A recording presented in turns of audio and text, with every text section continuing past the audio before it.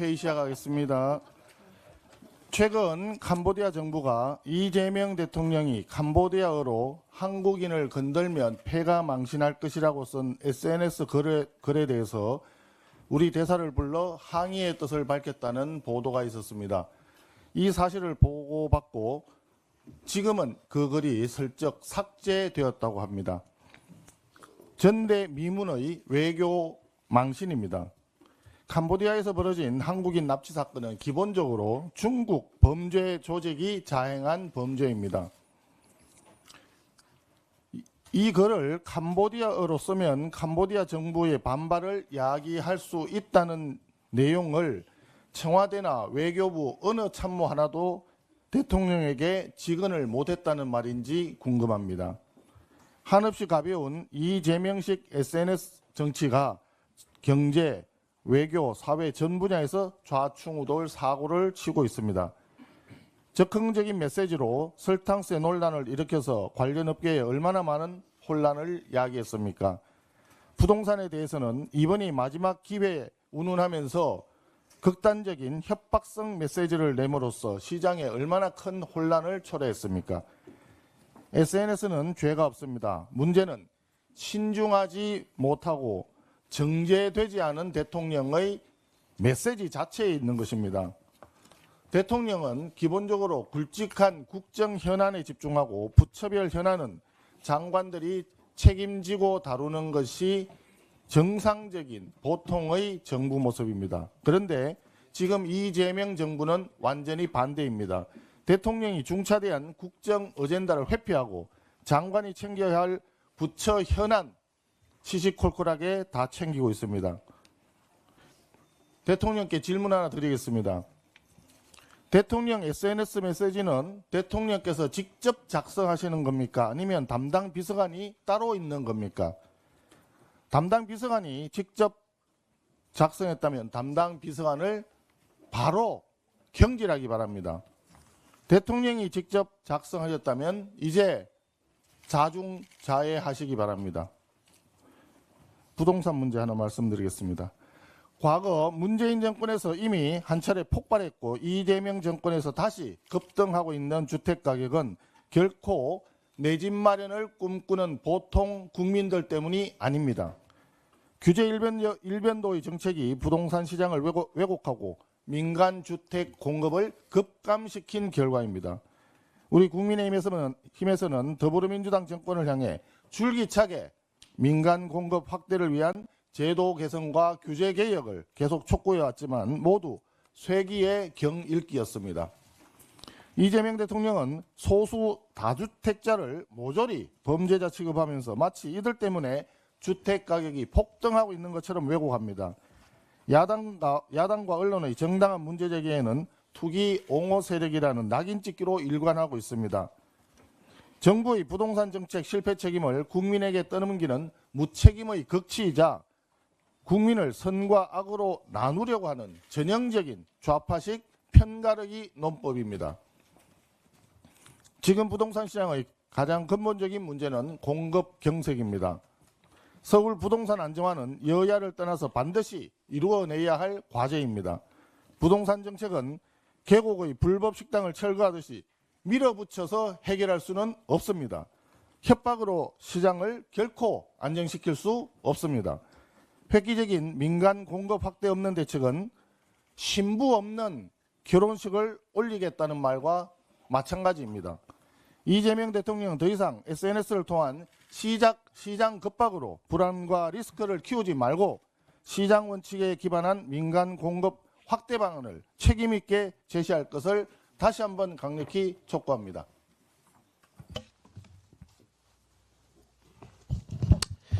정책위원장입니다. 먼저 준비한 PPT 자료부터 봐주시기 바랍니다. 문재인 정권 당시 서울 부동산 가격이 왜 폭등했는지를 짚어보겠습니다. 2020년부터 22년까지를 서울 부동산 폭등 시기로 보고 있습니다. 2020년 서울 아파트 입주 물량은 약 46,000호였습니다. 그런데 21년에는 28,000호로 급감했고 22년에는 2만호 수준까지 추락했습니다. 불과 2년 만에 공급이 반토막 난 것입니다. 공급이 수요를 따라가지 못하니 집값이 폭등한 것입니다. 지금 이재명 정권 상황도 보겠습니다. 작년 25년 서울 아파트 입주 물량은 약 3만 1천 호였습니다. 그런데 올해 26년 입주 예정 물량은 1만 6천 호 수준, 절반 가까이 급감할 것으로 예상됩니다. 더 심각한 것은 27년입니다. 현재 기준으로 서울 아파트 입주 예정 물량은 고작 8,500여 호에 불과합니다. 이대로 두면 결과는 뻔합니다. 문재인 정권 때와 똑같은 서울 부동산 폭등 시기를 겪게 될 것입니다. 전문가들은 서울 아파트 시장이 정상적으로 유지되려면 매년 약 5만 호 수준의 입주 물량이 필요하다고 합니다. 그러나 정부가 발표한 1, 2구 부동산 대책을 보면 2030년까지 추가로 공급될 서울 아파트 입주 물량은 제로입니다. 실제 공급 없는 공갈빵 대책입니다. 그래서 어제 국민의힘과 서울시는 부동산 정책 협의회를 열었습니다. 핵심은 간단합니다. 이미 이주를 준비하고 있는 정비사업단지부터 이주비 대출 규제 등을 풀어 적극적인 공급으로 연결하자는 것입니다. 지금 손에 잡히는 물량부터 시장에 내놓지 않으면 서울 부동산은 다시 한번 통제 불능 상태로 갈 수밖에 없습니다. 아파트 입주 물량이 줄어들면 어떤 일이 벌어집니까? 집값만 오르는 것이 아닙니다. 전 월세 시장이 같이 흔들리고 임대료 상승 부작용은 고스란히 서민, 청년, 무주택자에게 전가됩니다. 그런데도 대통령과 청와대는 정작 가장 중요한 실질적인 공급 대책은 외면한 채 세금으로 집값을 잡겠다는 구상에만 매달리고 있습니다. 이재명 대통령께 요청합니다. 지금은 세금을 말할 때가 아니라 공급을 먼저 늘려야 할 때입니다.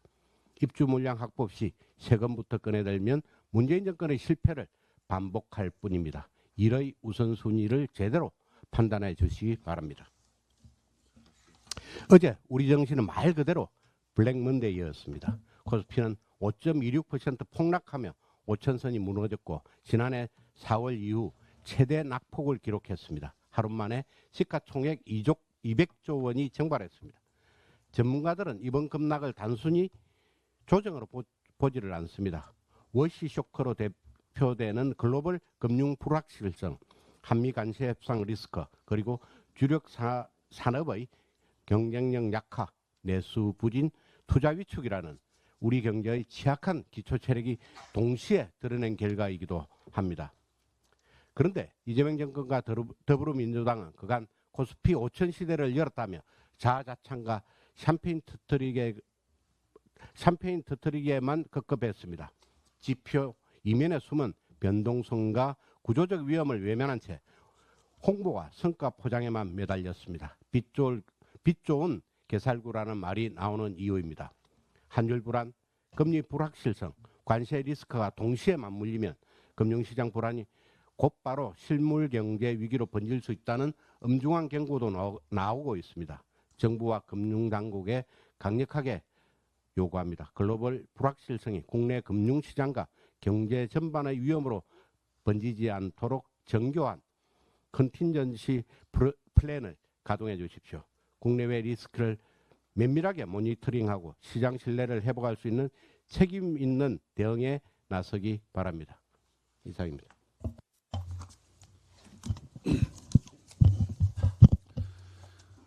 오늘 2월 3일은 제9회 전국 동시지방선거를 120일 앞둔 날이자 다시 하겠습니다.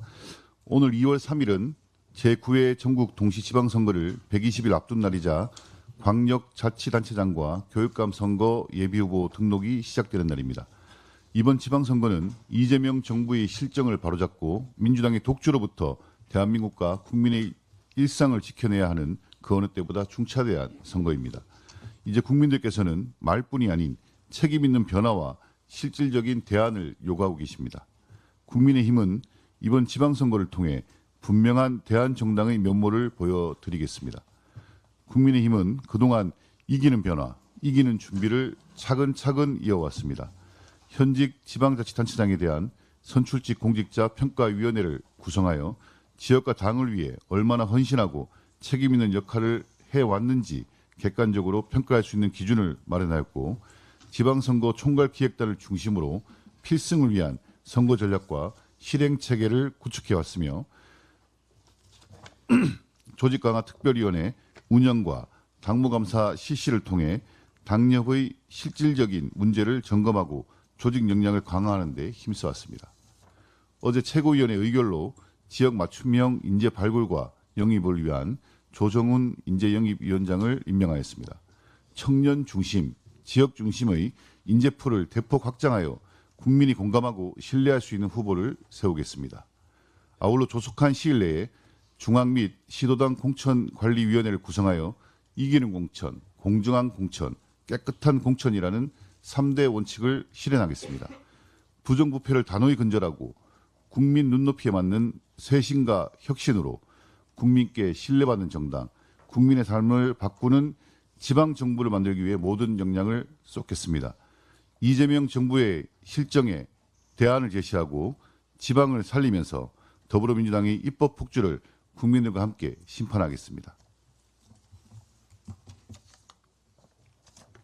간첩죄 관련해서 한 말씀 드리겠습니다.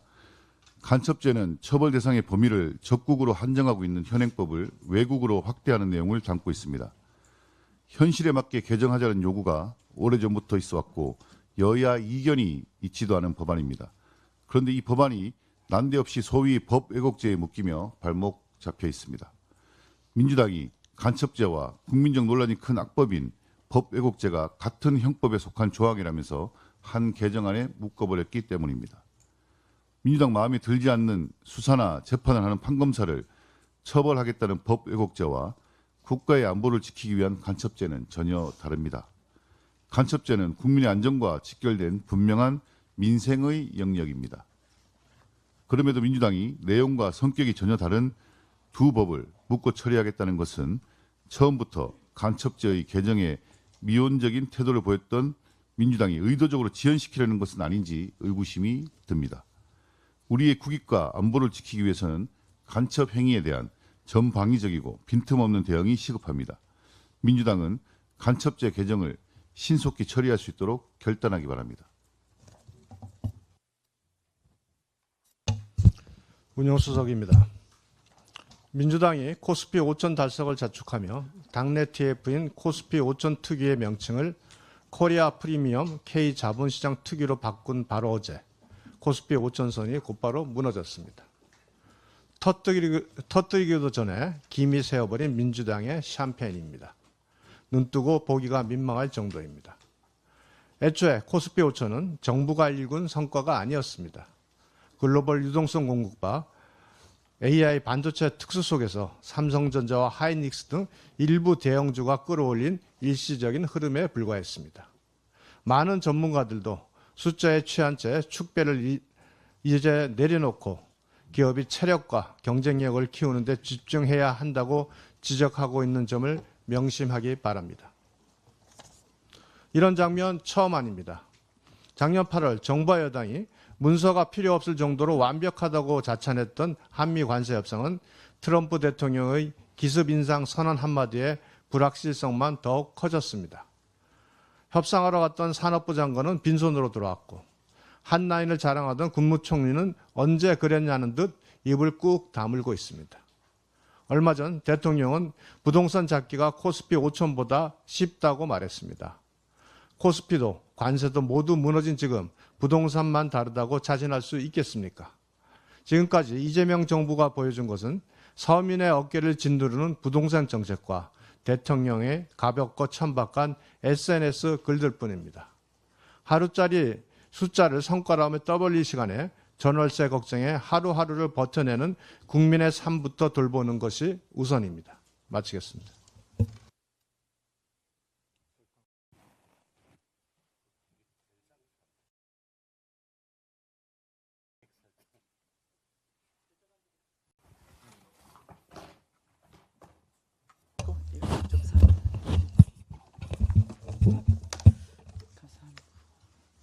이 제 앞에 설탕 무게를 부피로 환산을 하면 이재명 정부가 굳이 부담금이라 불러달라고 하는 설탕세가 약 10,000원 정도 됩니다.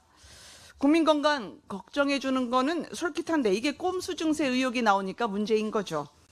서민 증세의 다른 말일 뿐 국민 건강 증진이라 쓰고 증세라 읽는다. 이 말은 요즘 우리가 한 게 아니고요. 설탕처럼 100% 기호식품도 아니고 유해성도 몇 배가 넘는 담배세 관련해서 10년 전에 민주당이 했던 논평입니다. 정부가 그동안 부동산 오르는 건 집 가진 사람 탓, 환율 올라간 건 서학개미 탓을 했죠. 이번에는 달달한 입맛을 가진 국민 기호에 죄책감을 주고 있는 겁니다. 늘 나쁜 사람에는 착한 정부가 응징한다는 편리한 도식 아닐까요? 설탕세 지시가 80%가 넘는다는 여론조사를 인용하시더군요. 그런데 그 질문 문항이 만성질환을 막기 위해서 설탕세가 필요합니까? 라고 물으면 당연히 압도적으로 찬성이죠. 그런데 정부가 일반 예산보다 국회나 예산부처 간섭을 최소화하고 정부 입맛에 맞게 쓸 수 있는 별도 주머니 차기 위해서 설탕세가 필요합니까? 라고 물으면 긍정적인 답변이 나왔겠습니까? 세금은 국가 운영을 위한 수단이어야지 국민의 식습관을 강제로 교정하는 도덕적인 채찍이 되면 안 됩니다. 설탕 부담금을 공공의료에 쓰겠다는 구상은 매력적으로 들릴 수 있습니다. 그러나 실질적으로는 물가 상승을 정당화하는 착한 증세 탈을 쓴 서민 증세가 될 가능성이 농후합니다.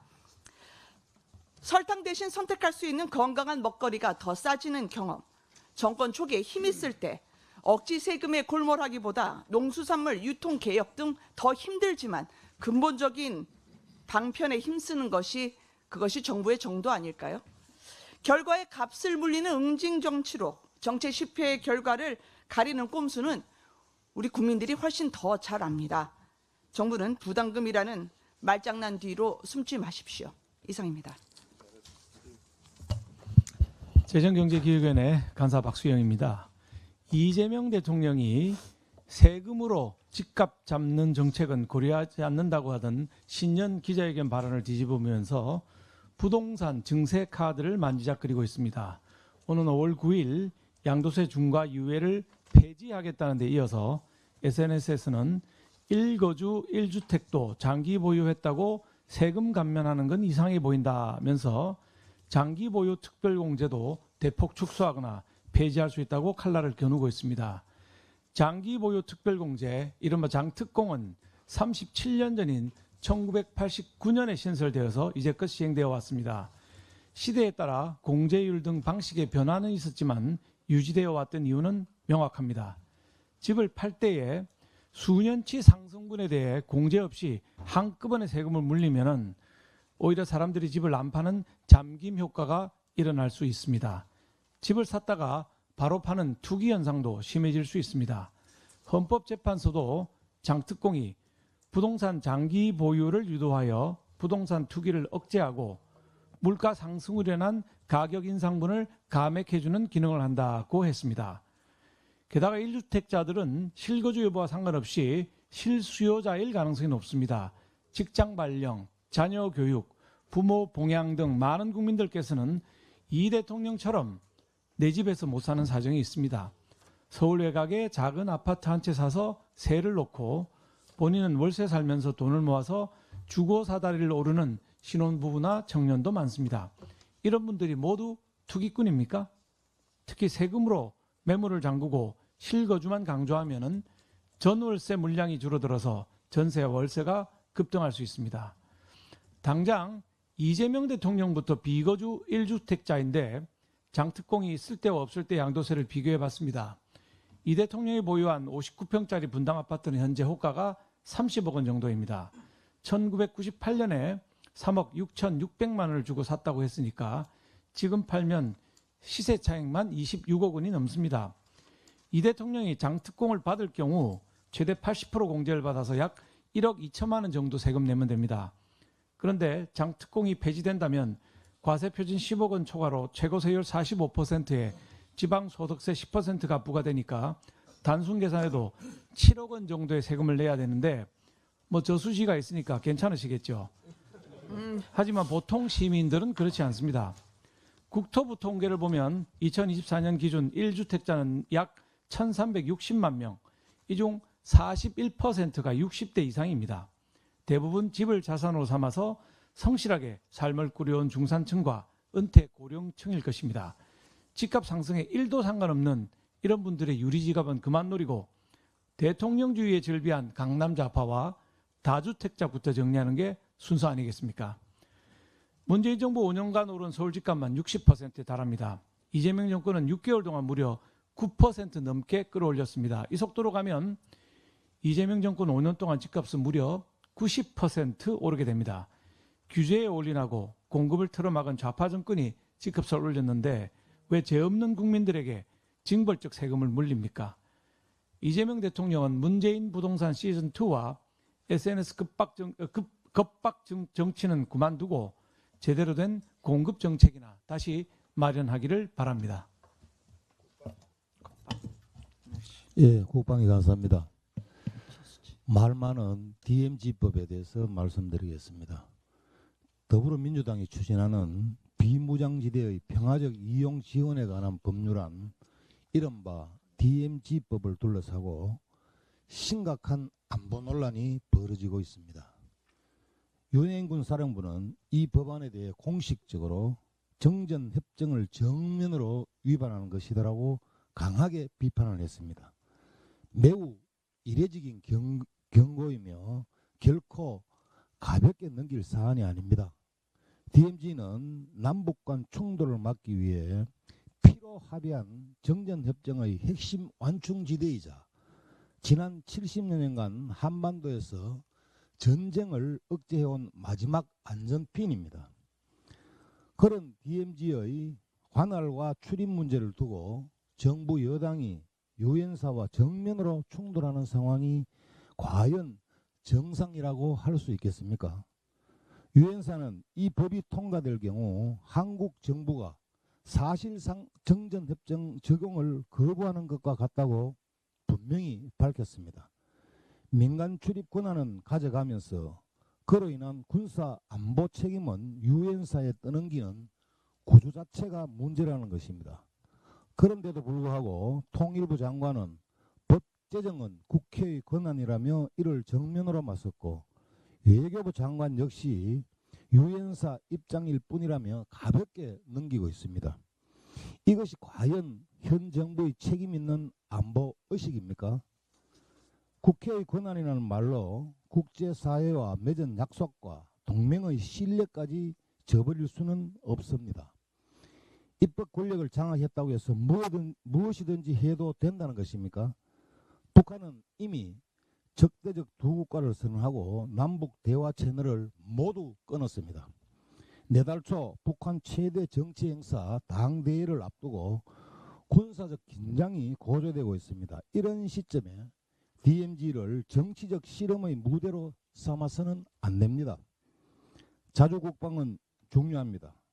그러나 동맹을 무시하고 국제 공조를 깨는 것은 자주가 아니라 고립이라는 것을 알아야 합니다.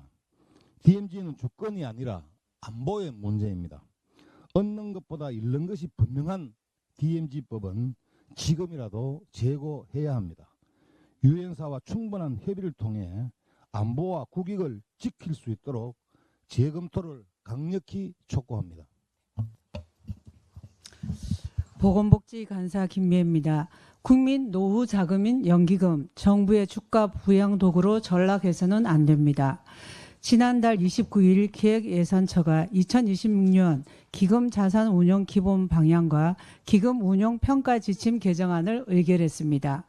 겉으로는 공공성 확보와 체계적 거버넌스를 내세웠지만 뜯어보면 정부가 연기금의 투자 방향을 입맛대로 조정하겠다는 의도가 명백합니다. 변경된 지침의 핵심은 다음과 같습니다. 첫째, 벤처 투자에 대한 평가 가점을 2배로 확대하고 진입 장벽을 대폭 낮췄습니다. 둘째, 기존 코스피 지수로만 구성되던 평가 기준 수익률에 변동성이 큰 코스닥 지수를 5% 혼합하여 기금이 강제로 코스닥 시장에 참여하도록 구조를 바꿨습니다. 그동안 국민연금 등 연기금은 각자의 운용 지침에 따라 오직 가입자의 이익을 위해 독립적이고 전문적으로 운영되어 왔습니다.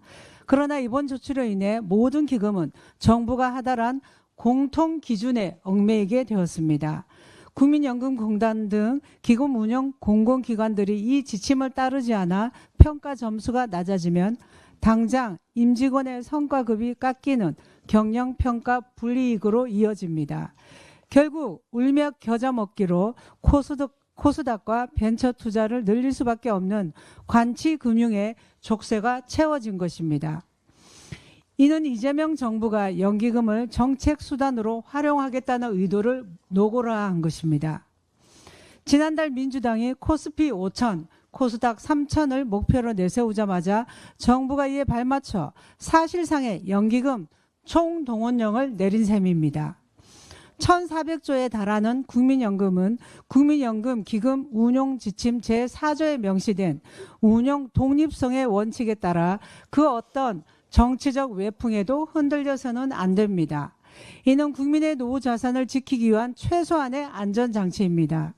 이재명 정부는 평가 기준이라는 꼼수를 통해 전문가의 냉철한 판단을 배제하고 기금 운영을 정권의 정책 신호에 종속시키려는 위험한 도박을 하고 있습니다. 주무부처인 보건복지부에 묻습니다.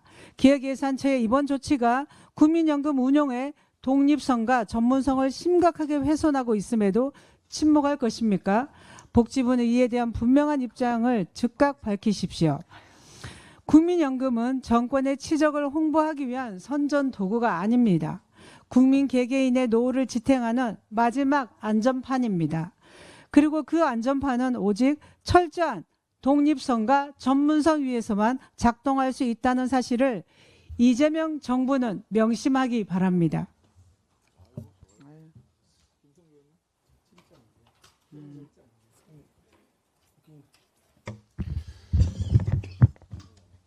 외통위 간사 김건희입니다. 지난주 청와대가 한국인을 건들면 패가 망신, 빈말 같습니까? 라는 이재명 대통령의 말을 SNS에 캄보디아어로 번역해 올려놓았습니다. 그래서 저는 대통령의 외교 언어가 사이다 발언이 되는 순간 그 한마디에 국익이 무너질 수 있음을 경고한 바 있습니다. 이러한 우려는 현실이 되었습니다. 캄보디아 당국은 현지 우리 대사를 불러 항의했습니다. 한국 대통령의 경고에 반발이 일고 있다는 내용의 기사가 현지 언론의 헤드라인을 장식하고 있습니다. 기사에는 수많은 캄보디아인이 이재명 대통령의 게시물에 분노를 표시하고 있다는 우려와 함께 캄보디아인을 나쁘게 보는 이유가 무엇이냐, 의도가 무엇이냐라는 현지인들의 부정적인 반응이 줄을 이루고 있습니다. 문제가 커지자 청와대는 결국 해당 게시물을 삭제했습니다. 캄보디아 국민 대다수는 범죄와 무관한 선량한 시민들입니다. 다른 나라 대통령이 자국의 언어로 위협적인 표현을 게시했을 때 그 나라 국민들이 느낄 감정은 충분히 예측 가능합니다. 캄보디아에는 수많은 우리 교민과 기업이 활동하고 있습니다.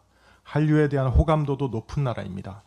상대국 국민에 대한 이재명 대통령의 거칠고 정제되지 않은 메시지는 위화감과 반한 정서만 키운 명백한 외교 실책입니다. 외교는 감정 분출의 수단이 아니라 국민을 보호하고 국익을 지키는 일입니다. 한순간의 사이다 발언으로 인기를 끌기 위해 외교를 소모해서는 안 됩니다. 그 모든 대가는 결국 국가와 국민이 치르게 된다는 사실을 명심해야 할 것입니다.